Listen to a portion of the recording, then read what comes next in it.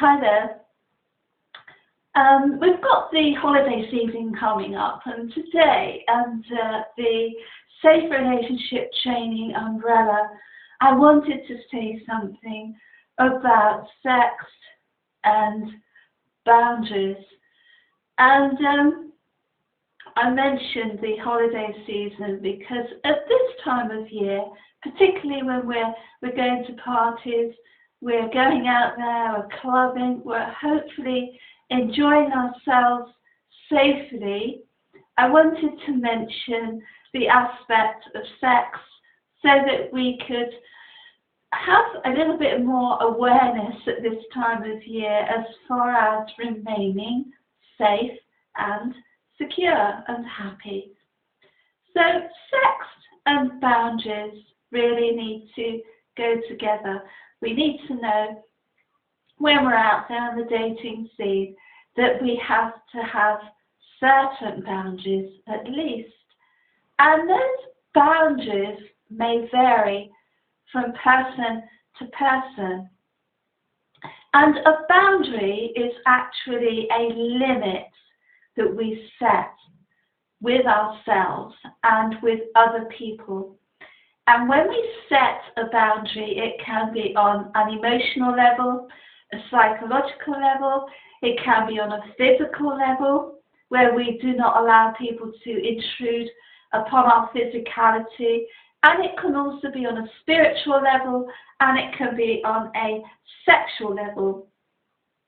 And setting a boundary can be tricky, admittedly, but it's absolutely essential to have boundaries if we want to operate through safe relationships, training, through our own situations in our lives, because when we do not understand boundaries, we may not then understand when someone is violating our boundary, because if we do not understand that we have a right to boundaries, then we may not understand when those boundaries are being busted and they're being violated and our rights are being violated. So in a sexual sense, we have just as much right to say no, to set boundaries over our sexuality as we have in any other area. And we have the right to even override peer pressure to pressure us into having sex. We don't need to be pressurized. We have a right not to accept that, and we have a right to assertively state our rights and say, no, I'm not comfortable with that, I don't want to do that, that's not part of my value system. And a person who is respectful and a healthy individual will respect those rights, and they will understand that you have a right to set a boundary. Now, boundaries can be set in a number of ways. I always say that the biggest boundary that we need to set is with ourselves. So once we've decided that we want to set a boundary in this situation, and that regardless of what the other person does, we are going to maintain that boundary, then we are almost halfway there. Because once we've made that internal decision that that boundary is going to be set and we're not going to allow that violation, then that will direct our actions and our behaviour and our decisions in the future. So when we have the ability to set a boundary with ourselves, and then we're able to set that boundary with the other person, we can either communicate that boundary verbally, or we can communicate it with our actions, or we can do both.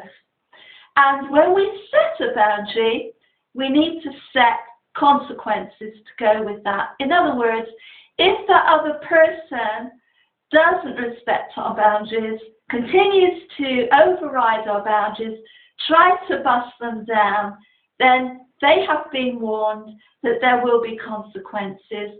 Those consequences may include you walking away. So it's a really good idea and very empowering ability to walk away from any situation.